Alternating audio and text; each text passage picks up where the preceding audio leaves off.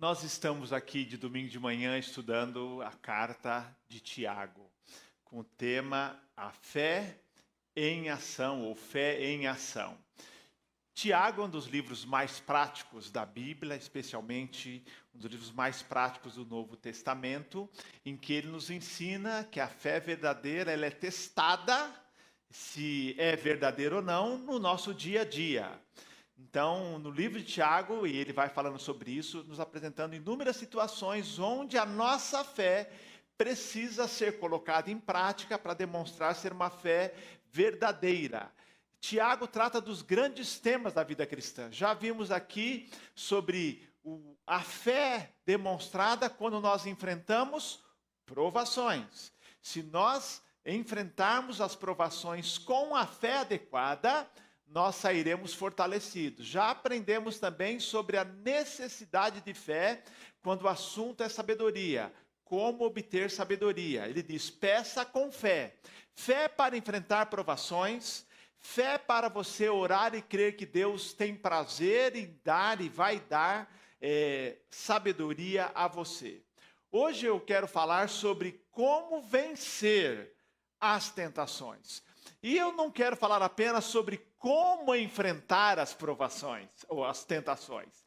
Eu quero de fato falar, porque essa é a verdade bíblica, como você enfrentar e como vencer as tentações, porque Deus nos capacita a vencê-las.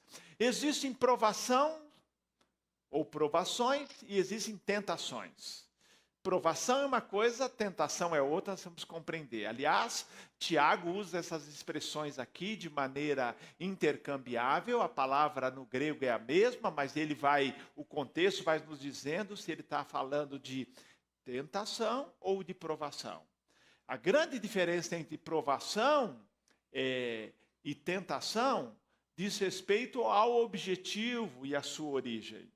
As provações são permitidas por Deus, algumas vezes até enviadas por Deus, e tem como objetivo qual? Fortalecer a nossa fé.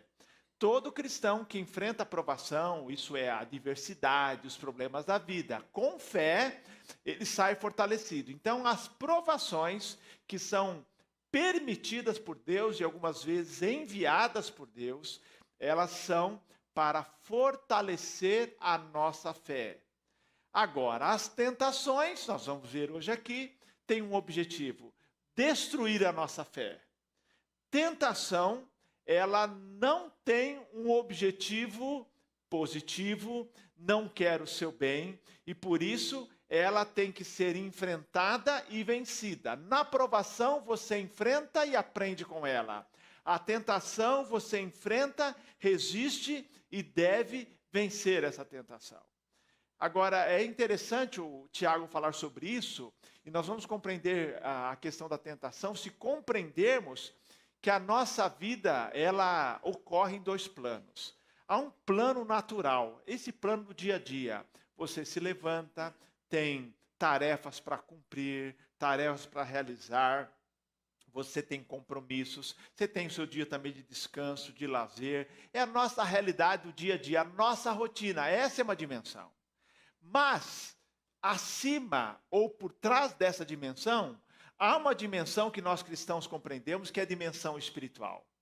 Que é onde a verdadeira vida acontece e a batalha acontece. O apóstolo Paulo diz que existe uma dimensão cósmica, que Paulo chama de regiões celestiais, e lá no capítulo 6 de Efésios ele diz que a nossa luta não é contra a carne e o sangue, mas contra os principados e potestades, e ele vai depois citando toda a hierarquia demoníaca, e nesta dimensão é que de fato a nossa vida é influenciada. Então, nós não vivemos aqui, e não podemos viver, sem a percepção que por trás da nossa vida existe uma dimensão de luta espiritual, e que você enfrenta no seu dia a dia. Caminha lado a lado. E nós cristãos temos que ter essa percepção. Tá? O texto que eu vou ler hoje, Tiago capítulo 1, você pode abrir, vai nos falar sobre algumas verdades que precisamos compreender sobre a tentação, ou sobre as tentações, e mais importante ainda, sobre algumas posturas que precisamos ter diante das tentações para sermos vitoriosos. Abra comigo em Tiago capítulo 1, eu vou ler os versos 13 a 17, um texto que você conhece muito bem. Algumas verdades sobre as tentações e algumas posturas para sermos vitoriosos quando enfrentamos tentações. Olha o que diz o texto, Tiago capítulo 1, verso 13.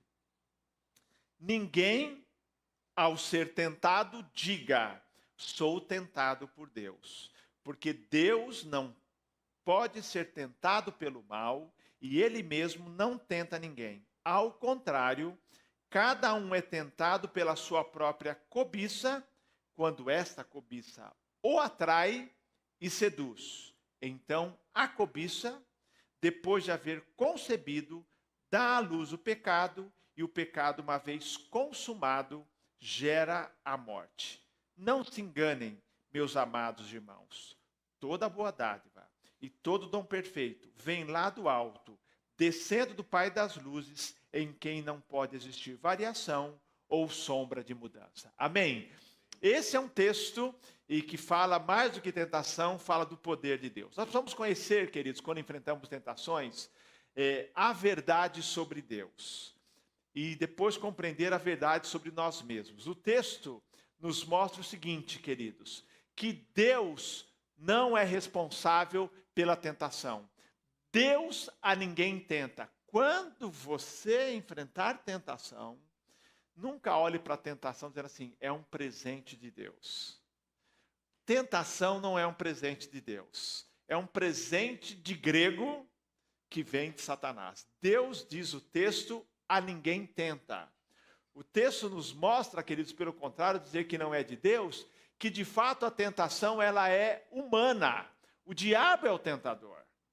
A Bíblia apresenta o diabo como sendo nosso inimigo, mentiroso, e uma expressão a respeito dele é que ele é o tentador. Lá em Mateus capítulo 4 fala o diabo vindo tentar Jesus, mas em vários textos das Escrituras nos fala sobre o diabo como sendo aquele que tenta, tentando nos destruir, tentando nos prejudicar, tentando nos afastar de Deus. A provação, Deus permite para nos aproximar dele. A tentação é mandada por Satanás para quê? Para nos afastar de Deus, para quebrar a nossa comunhão com Deus. Então lembre-se disso, é preciso para vencer a tentação, compreender a sua origem. Deus não tenta ninguém, não vem de Deus, não precisa orar agradecendo, não deve agradecer, não vem de Deus, Deus não monta armadilhas, a tentação vem do diabo, ele é o tentador. Nós precisamos compreender, queridos, verdade então sobre Deus, precisamos compreender verdades sobre nós mesmos. O texto nos mostra, queridos, que a tentação é humana. 1 Coríntios 13 fala disso mais claramente. A Bíblia diz lá em 1 Coríntios 10, 12 e 13. 12 diz, se alguém está em pé, olhe, não caia. E verso 13, não vos sobreveio nenhuma tentação que não fosse humana. Mas fiel é Deus, que não permite que sejais tentados além das vossas forças, mas junto com a tentação Deus manda o escape, para que a gente possa vencer. Então, 1 Coríntios 10, 13, fala claramente dessa questão da tentação sendo humana. A gente fala que o diabo é tentador, ele é o tentador. Mas precisamos, no contraponto, falar, a tentação é humana. Por quê? Sobre os ombros do diabo tem sido colocada muita culpa que não é dele. Não sou advogado do diabo. Ele não presta. Mas muita gente está usando, entendeu? E vai ter processo de calúnia e difamação, porque tem algumas vezes que nem precisa dele. Só o ser humano faz estrago sozinho. O diabo tenta, mas não podemos colocar toda a culpa nele. Ele é culpado pela minha queda. Não, ele é culpado pela tentação. Uma tentação surgiu de alguma brecha que você deu. Muitos anos atrás, li uma frase que eu acho que explica bem a nossa responsabilidade. Para vencer a tentação, é preciso conhecer a você e assumir a responsabilidade. Essa frase diz o seguinte, você não pode impedir que o diabo cante no seu ouvido, mas você não precisa fazer um dueto com ele. E algumas vezes eu tenho visto gente loucamente que está convidando o diabo a fazer o dueto. Ele estava quieto lá. Você não pode impedir que o diabo cante no seu ouvido, mas você não precisa fazer um dueto com ele. Deixa ele cantar sozinho. Ele canta desafinado. Deixa ele cantar sozinho. Não dê lugar a ele. A tentação é humana. Nós precisamos compreender, então, que existe o diabo tentando, mas há um desejo. E aí nós vamos compreender a verdade sobre as tentações. Se nós compreendemos, como diz Tiago, o processo da tentação, entender o processo, a gente muitas vezes olha o pecado como um ato. A Bíblia nos mostra o pecado como sendo um processo. Então, queridos, se nós identificarmos o processo lá no começo, nós podemos evitar o pecado. Queridos, é importante isso, o pecado não é um ato isolado, a gente pensa como um ato único, mas é um processo. Olha o que diz o texto, ele fala que cada um é tentado quando atraído e seduzido pelo seu desejo, pela cobiça. Então, podemos dizer que é assim, existe a atração e sedução que vêm juntas, a consumação, quando se dá brecha completa, e o resultado é a morte. É assim que acontece. Há um desejo, e às vezes até legítimo, nós temos desejos legítimos, desejo de aceitação, de amor, de cuidado, de satisfações do corpo, mas via de regra, o diabo pega desejos legítimos, há outros ilegítimos, mas desejos legítimos, e ele o tenta a satisfazer esses desejos de maneira ilegítima. A necessidade de comida pode virar glutonaria. A necessidade de sexo pode virar luxúria, se envolver com pornografia. É verdade? A necessidade de sermos aceitos pode nos levar, queridos, a um narcisismo. Então, queridos, ele usa muitas vezes desejos, necessidades legítimas que temos de Deus, mas para outras áreas. Olha, há uma atração, há a sedução. E depois, quando a gente dá vazão aqui, a consumação do pecado, e o pecado gera a morte. Ele diz, seduzido pelo próprio desejo. Uma expressão antiga, que ninguém sabia o que era, mas li, era concupiscência. Né? Então, eu cresci decorando o versículo, dizendo assim, a concupiscência da carne. Concupiscência é um desejo muito forte, e que você já caiu nessa armadilha. É um desejo que você já se entregou a ele e você não vai conseguir mais vencê-lo. É interessante que Tiago usa aqui duas figuras que vocês conhecem bem. É a figura de uma armadilha, tá? E é a figura de uma pescaria, queridos. Então, quando ele diz atraído, seduzido, é isso. A primeira expressão se refere a uma armadilha. Essa, talvez alguns nem se lembram. Meninos, é uma ratoeira.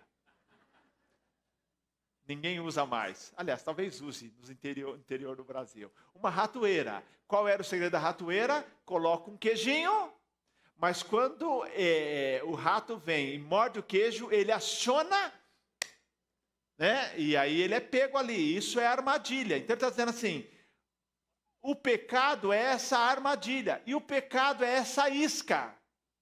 Se o peixe soubesse que aquela isca é apenas um engano, porque por trás da isca tem um anzol, ele não morderia a isca. Se o ratinho soubesse, a gente fica até com dó do ratinho já, se o ratinho soubesse que ao morder aquele queijo gostoso, ele seria morto, ele não morderia o queijo. Agora nós sabemos, na tentação, que de fato é uma armadilha e é uma isca. Nós sabemos porque nós somos seres humanos. Nós sabemos. Os animais irracionais não sabem, mas nós sabemos. Nós sabemos que não tem coisa boa por trás desse queijo, não tem coisa boa nessa isca. A fonte de tentação é o nosso coração, porque o diabo usa desejos muitas vezes legítimos para satisfazermos de forma ilegítima. Portanto, nós não podemos culpar Deus nem qualquer outra pessoa. Somos totalmente responsáveis. Ele diz, não vos sobreveio nenhuma tentação que não fosse humana. você precisa conhecer suas áreas mais vulneráveis. Você precisa também reconhecer que naquelas áreas que você pensa não ser vulnerável, você é vulnerável. Há uma expressão que diz que uma fortaleza que é muito valorizada é uma dupla fraqueza. Quando você pensa que é muito forte, ela se torna uma dupla fraqueza. Então você tem que conhecer, primeiro, quais minhas áreas vulneráveis. E reconhecer aquelas áreas que fala assim, essa aqui eu sou mais forte. Tome cuidado dobrado. Porque essa fortaleza pode se tornar uma fraqueza. O diabo cria oportunidades, ou aproveita as oportunidades como um leão, buscando a quem possa tragar. O texto diz que dá luz ao pecado, e o resultado é a morte. Queridos, morte é quebra de comunhão. Então, lá no Jardim do Éden, quando Adão e Eva pecaram, aquela comunhão maravilhosa, gostosa com Deus, foi quebrada. E só foi restabelecida por meio da morte de Jesus. Foi quebrada. O pecado traz a morte, a quebra de comunhão com Deus, com pessoas queridas. Porque o pecado é exatamente isso. Ao enfrentar a tentação, lembre-se que o resultado nunca é bom. Mas eu quero, antes de falar de como você vencer as tentações, as posturas, trazer uma palavra para você de encorajamento. Todos nós, em algum momento, já cedemos a alguma tentação. E nos arrependemos muito. Não preciso pedir para ninguém levantar a mão. Porque todos nós estamos nesse barco. Todos, em alguns momentos, já caímos na armadilha, já mordemos a isca, e nos arrependemos disso. A boa notícia é que os pecados que nós já cometemos já foram lavados pelo sangue de Jesus. A Bíblia diz que nós somos justificados, pois, pela fé. Que não há nenhuma condenação para os que estão em Cristo Jesus. Então, a história da igreja, a história dessa igreja, a história da nossa vida, a história de gente que pecou e foi restaurada pela graça de Deus. Porque a queda não é o final, como não foi no Éden.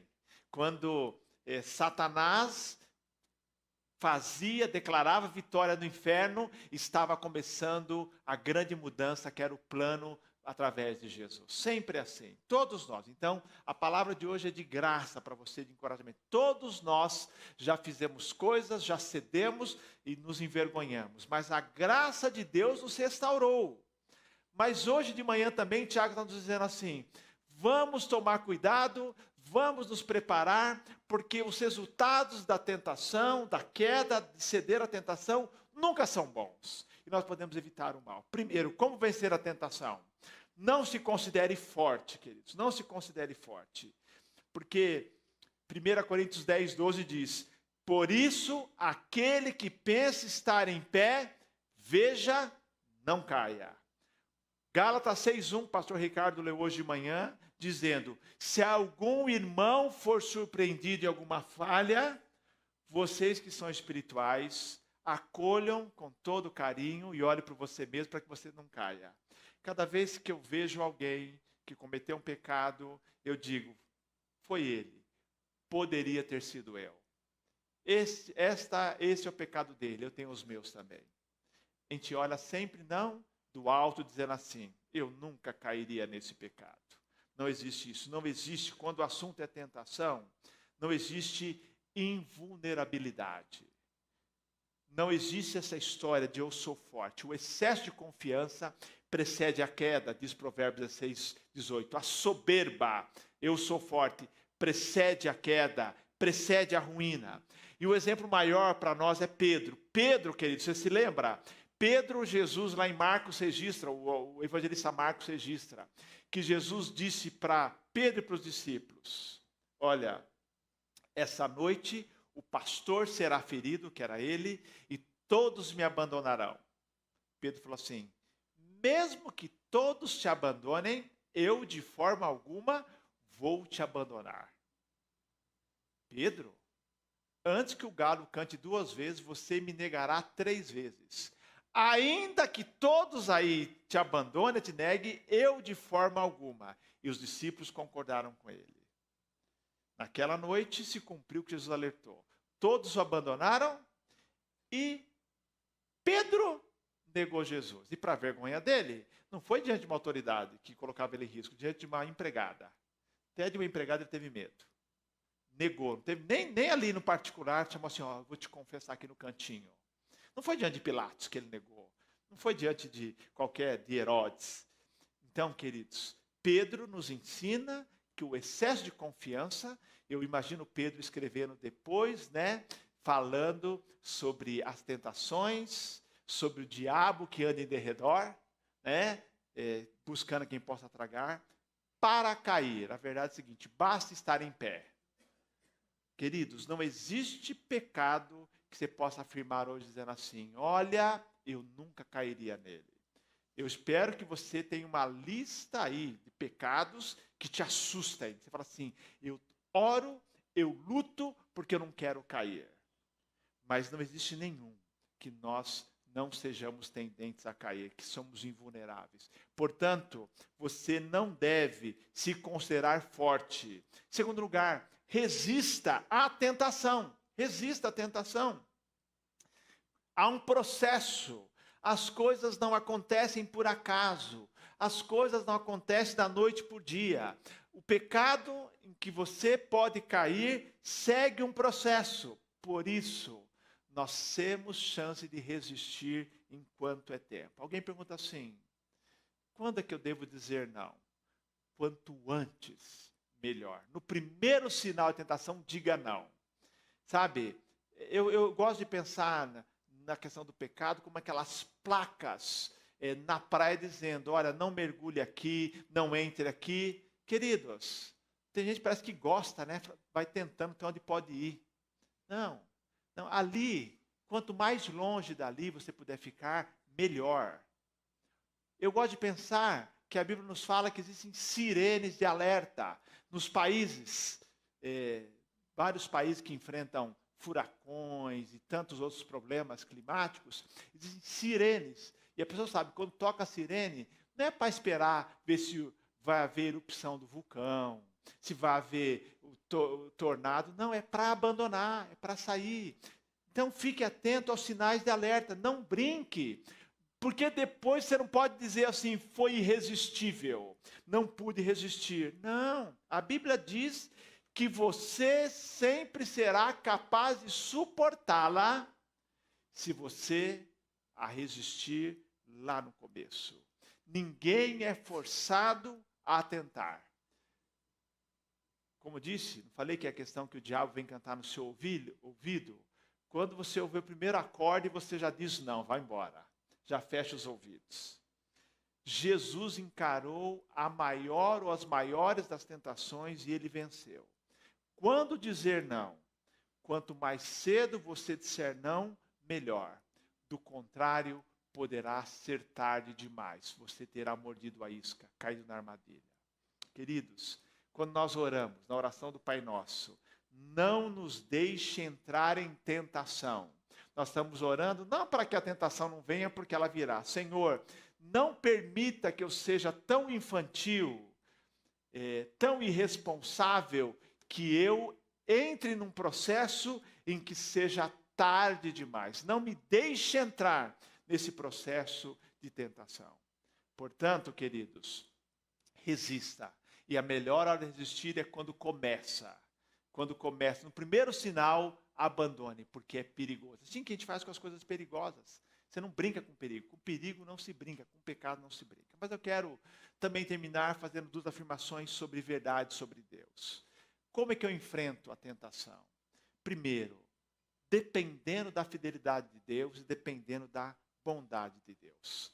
Jesus disse, o espírito está pronto, mas a carne é fraca. Ele está dizendo, todos nós temos boas intenções. Eu não conheço um crente sincero que acorde de manhã dizendo assim, hoje eu vou pecar. Olha, hoje é um dia ensolarado, hoje é o dia de pecar. Nenhum crente sincero acorda. A gente acorda dizendo, vai ser mais um dia normal. Mas mesmo assim, alguns terminam o dia derrotados porque pecaram. Em algum momento cederam. O Espírito, Jesus está dizendo assim, o Espírito está pronto. Você está pronto, eu sei que você está firme aí, mas a carne é fraca. Todos nós temos boas intenções, mas só boas intenções, só a nossa força não vence a tentação. Queridos, eu acompanho a queda de tanta gente e a gente ora. São pessoas, a maioria bem intencionadas, que não podiam imaginar que cairiam. Mas nós precisamos contar com a fidelidade de Deus. Ele diz assim: nenhuma tentação veio até você que não fosse humana. É sua responsabilidade. Você deu lugar. Mas fiel é Deus, que não permite que nós sejamos tentados além das nossas forças. E mais ainda, o diabo joga a tentação para nos derrubar. Deus manda o escape para que você possa correr. Então, vou dizer, quanto antes você sair do caminho, maior será a porta. Lá no começo a porta é grande, depois ela fica pequena. Quanto antes você puder sair, saia desse ciclo de tentação. Deus dá o escape. Ele não é o tentador, mas Ele é o libertador. Achegai-vos a Deus, resisti ao diabo, e Ele fugirá de vós. Portanto, confie na fidelidade de Deus. Quando você estiver sendo tentado, diga: Senhor, me dá o escape, me dá forças, me dá firmeza para dizer não. Porque o Senhor é um Deus que está me dando a oportunidade de fugir. Mas mais ainda, aqui eu quero terminar. Quando enfrentar tentações, nós enfrentamos, porque o diabo quer nos destruir, quer quebrar nossa comunhão com Deus, quer quebrar nossa comunhão com os irmãos, com as pessoas, ele veio para matar, roubar e destruir. Confie na bondade de Deus. Uma das táticas malignas, sabe qual é? É o diabo soprar no seu ouvido, sussurrar no seu ouvido que Deus não quer o seu bem, que Deus não é bom, que Deus não é justo, que Deus não estraga prazer. Foi assim no Éden. Alguém pensa que o que faltava no jardim do Éden para que eles pecassem, né? Nada, era o paraíso. Mesmo contudo, o diabo conseguiu convencê-los que faltava alguma coisa. É assim que ele faz conosco. E as pessoas, queridos, buscam e caem no pecado porque de alguma maneira caíram, aceitaram a mentira de Satanás, que é o mentiroso mor, de que nós não temos o que merecemos, que nós temos direito àquele prazer, que todo mundo faz, eu também tenho que fazer, que não vai fazer mal. E aí, nós, como no Éden, nós caímos. Mas o texto diz: não se engane, meus amados irmãos. Olha aqui, versículo 16. Toda boa dádiva e todo dom perfeito vem lá do alto, descendo do Pai das luzes, em quem não pode existir variação ou sombra de mudança. De Deus só vem o bem. Deus tem planos de paz para a sua vida. Deus tem planos de bondade para a sua vida. O que Deus lhe dá é para o seu bem. Não significa que tudo o que acontece na sua vida é bom. Nós vivemos num mundo imperfeito. Mas mesmo quando o que acontece na nossa vida não é bom, Deus faz com que todas as coisas contribuam para o nosso bem. Deus tem planos de bondade para a nossa vida, nunca plano de mal. O diabo é que nos tenta, em geral, quando enfrentamos provações. Por isso que provação e tentação aparecem no mesmo parágrafo. Quando você está enfrentando lutas, é que ele sussurra ao seu ouvido, dizendo assim: não, olha, deixe esse Deus, faça do seu jeito, porque você não está tendo o que você merece. A bondade de Deus, você confiar todos os dias na bondade de Deus, é uma proteção para que nós não cedamos à tentação. A bondade de Deus, diz o Warren Wiersbe, é uma grande proteção, um Deus que é bom e que nós não precisamos de ninguém para suprir as nossas necessidades, porque temos tudo em Deus. Uma vez que eu e você começamos a duvidar da bondade de Deus, as tentações se tornam mais atraentes. Os desejos naturais se tornam uma armadilha, se tornam uma isca. Queridos, como vencer as tentações? A boa notícia é: as tentações não são dadas por Deus, mas Deus nos preparou para vencer a todas. Não há nenhuma tentação que não possa ser vencida. Todas podem ser vencidas. Primeiro, com esta disciplina cristã e com a confiança e a dependência da fidelidade da bondade de Deus. Tentações não são enviadas por Deus, são armadilhas de Satanás, e dele não vem nada de bom. Assim como Tiago 1,17 diz que toda boa dádiva vem do Pai das luzes, eu diria a você, todo mal, tudo que não presta, vem do inferno. Tentação vem do inferno. Nós vivemos num mundo desta forma. Tudo que é bom é de Deus. Tudo que não é bom, no sentido de tentação, não vem de Deus. Tentação é para nos afastar de Deus. É para quebrar a comunhão. É para roubar a nossa alegria. É para prejudicar a nossa vida. É para conduzir a derrota. Mas elas podem ser vencidas. Porque o nosso Deus é um Deus que já nos deu e nos dá todas as condições para vencê-las. Judas escreve na sua carta, o verso 24 e 25 do capítulo 1, o seguinte: ora, há aquele, falando de Deus, que é poderoso para vos guardar de tropeçar e apresentar-vos irrepreensíveis com alegria perante a sua glória. Ao único Deus sábio, Salvador nosso, seja glória e majestade, domínio e poder, agora e para todo sempre. Amém. Minha oração é que você seja vitorioso sobre toda e qualquer tentação. Se você agora está enfrentando uma tentação, eu posso lhe dizer, é hora de dizer, chega. Calar Satanás. Dizer não a ele, rejeitar. Porque ele não tem nenhum plano bom para a sua vida. Assim como você se levanta cada manhã, sabendo que a misericórdia de Deus está sobre a sua vida, o diabo, ele já tem planos para destruir a sua vida. Mas nós sabemos que Deus tem um propósito, que é nos guardar de tropeçar, nos apresentar irrepreensíveis, com alegria na sua glória. Ele é um Deus todo-poderoso, um Deus fiel e um Deus bom. E nós podemos ver a alegria de confiar nesse Deus fiel e bom. E vivemos a alegria, queridos, da comunhão constante com Deus. Porque não é nada pior do que perder a comunhão com Deus. Como Davi disse, volta a dar-me a alegria da minha salvação. Não existe nada melhor do que viver em comunhão com os irmãos. Não há nada melhor viver em comunhão com as pessoas, com a nossa família. De uma vida não perfeita, mas uma vida limpa na presença do Senhor. Todo dia de manhã, você ao se levantar, você lembre-se disso. Você está diante de um Deus fiel e um Deus bom.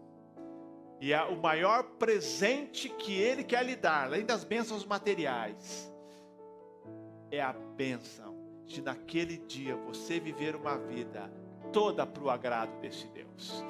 Deus de amor, que nós possamos viver esse dia na Tua presença, desfrutando da Tua fidelidade, da Tua bondade. Minha oração é que o Senhor nos proteja de todo mal, que o Senhor não nos deixe entrar em tentação, que o Senhor nos livre do mal e que a nossa vida seja toda ela para a Tua glória, que nossas ações, nossas decisões, nossas reações sejam para louvar o Senhor, para Te glorificar.